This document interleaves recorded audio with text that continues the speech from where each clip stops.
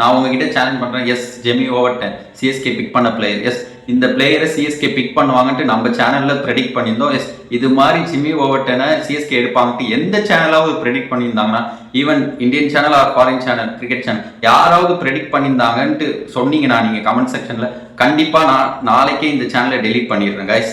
Hi Khan. So நம்ம இந்த வீடியோவில் பார்க்க போகிறது ஐபிஎல் ஆக்ஷனில் நம்ம ப்ரெடிக்ட் பண்ண மாதிரி எந்தெந்த பிளேயர்ஸை எந்தெந்த டீம் எடுத்திருக்காங்க, நம்ம சொன்ன மாதிரி எந்த அளவுக்கு நம்ம ப்ரெடிக்ஷன் கரெக்டாக வந்துருக்கு தான் இந்த வீடியோவில் பார்க்க போகிறோம். Yes first biggest mystery Jamie Overton.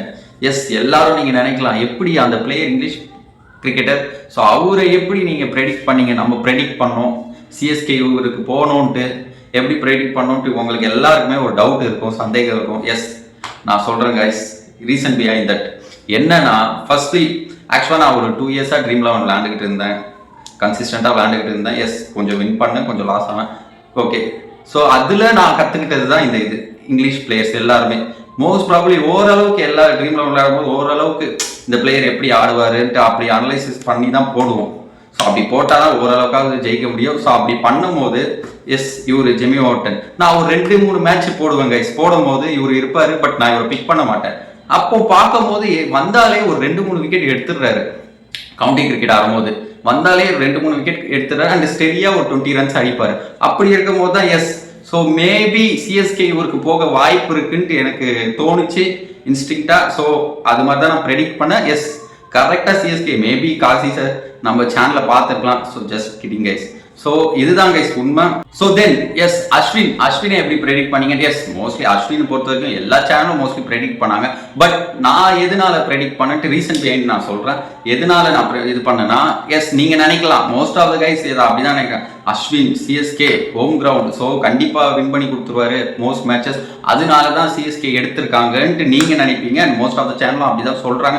But என்னை பொறுத்த வரைக்கும் நான் எப்படி ப்ரெடிக்ட் பண்ண பார்த்தீங்கன்னா, அஸ்வினுக்கு சிஎஸ்கே போவாங்கன்ட்டு. ஸோ அதுக்கு முன்னாடி நான் அஸ்வினை சிஎஸ்கே எடுப்பாங்கன்னு சொன்ன கிளிப்பை சிஎஸ்கே நினைச்சா ஒரு பெரிய பிக் பிளேயர் இருக்கலாம். ஸோ 55 crore இருக்கும்போது ஒருத்தர் பெரிய ரேஞ்சுக்கு போகலாம். அதுக்கு தான் நான் இப்போ வந்திருக்கேன். அது யாரா இருக்குன்னா அஸ்வின். ஸோ அஸ்வினை கண்டிப்பாக சிஎஸ்கே டார்கெட் பண்ணி எடுத்தாங்கன்னா பாதி மேட்ச் அல்வா ஜெயிச்சு போயிடுவாங்க. சிஎஸ்கே ஆல் அவுட் அஸ்வினுக்கு போவாங்கன்னு சொன்னேன். எஸ் அதே தான் நடந்தது ஆக்ஷனில். ரீசன் பிஹைண்ட் நான் இப்போ சொல்லிடுறேன். எஸ் என்னன்னா, சிஎஸ்கே வந்து அஸ்வினுக்கு போன ரீசன் வந்து அவர் வந்து நம்ம கிரவுண்டு ஹோம் கிரவுண்டில் வின் பண்ணி தருவாருன்றது secondary. And main reason behind is அவரு அடுத்த எண்ட் ஆஃப் த கரியர்ல இருக்காரு. அடுத்த ஒரு 3 வருஷம் கண்டிப்பா ஆடுவார் ஐபிஎல் போது. எஸ் ஆப்வியஸா டோனிக்கு மேபி இந்த சீசனா லாஸ்ட் சீசனா இருக்கும் நம்ம தலைக்கு. ஸோ அப்படி இருக்கும் போது கிரவுட் புல்லிங், எஸ் அந்த கிரவுட் புல்லிங்காண்டி தான் மெயின் ரீசன் அஸ்வினை சிஎஸ்கே எடுத்தது. இதுக்கு முன்னாடி கைஸ் வின் பண்ணணும்னு நினைச்சிருந்தா இதுக்கு முன்னாடி சிஎஸ்கே அஸ்வினுக்கு போயிருக்கலாமே.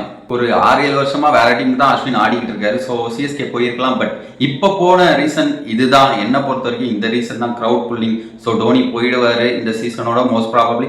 அடுத்த 3 வருஷம் அஸ்வின் நம்ம சிஎஸ்கேல இருந்தாருன்னா எஸ் ஆப்வியஸா கிரவுடு கொஞ்சம் எக்ஸ்ட்ரா புல் பண்ணுவாரு. இந்த மெயின் ரீசன் தான் இது.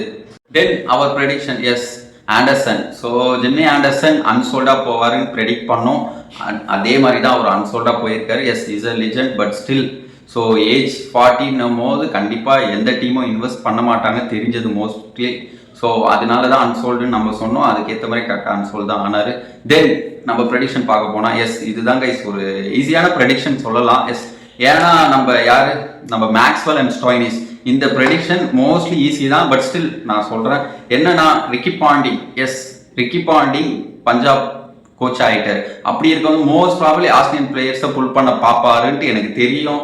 அதை வச்சு தான் நம்ம ஆக்ஷனில் மோஸ்ட்லி பஞ்சாப்க்கு இவங்க போவாங்கன்ட்டு சொல்லிட்டு நம்ம சொன்னோம். அட் த சேம் டைம் கரெக்டாக எஸ் மேக்ஸ்வெல் அண்ட் ஸ்டோய்னிஸ் பஞ்சாப்க்கு தான் போனாங்க. ஓகே, தென் நம்ம ப்ரெடிக்ஷன் இன்னொன்று பார்க்க போனால் எஸ் இது மாதிரி ரிஷப் பண்ட் அண்டு ராகுல் அண்ட் ஸ்ரேயஸ் இவங்க அரௌண்ட் 25 crore போவாங்க நம்ம சொல்லியிருந்தோம். எஸ் ராகுல் மிஸ் ஆகிட்டாரு அன்ஃபார்ச்சுனேட்லி. பட் மித்த 2 பேர் ரிஷப் பண்ட் அண்ட் ஸ்ரேயஸ் 25 crore மேலே லைட்டாக போயிருக்காங்க. ஸோ இந்த ப்ரெடிக்ஷன் என்னை பொறுத்த வரைக்கும் ஒர்க் அவுட் ஆயிருக்கு. அண்ட் தென் லாஸ்ட் ப்ரெடிக்ஷன் நம்ம பண்ணது எஸ் நம்ம புவி அண்ட் தீபக் சகர் அரௌண்ட் 10 crore போவாங்கன்னு நம்ம சொல்லியிருந்தோம். எஸ் அதே மாதிரி தான் போயிருக்காங்க. ஸோ கைஸ் எதுக்குடா இந்த வீடியோன்ட்டு நீங்கள் நினைக்கலாம். நோ கைஸ், இந்த வீடியோவோட மெயின் பர்பஸ் என்னன்னா நம்ம சப்ஸ்கிரைபருக்கு தெரியணும். எஸ் சப்ஸ்கிரைப் அ குட் சேனல்ன்ட்டு. So be proud that you have joined a good cricket channel. Bye.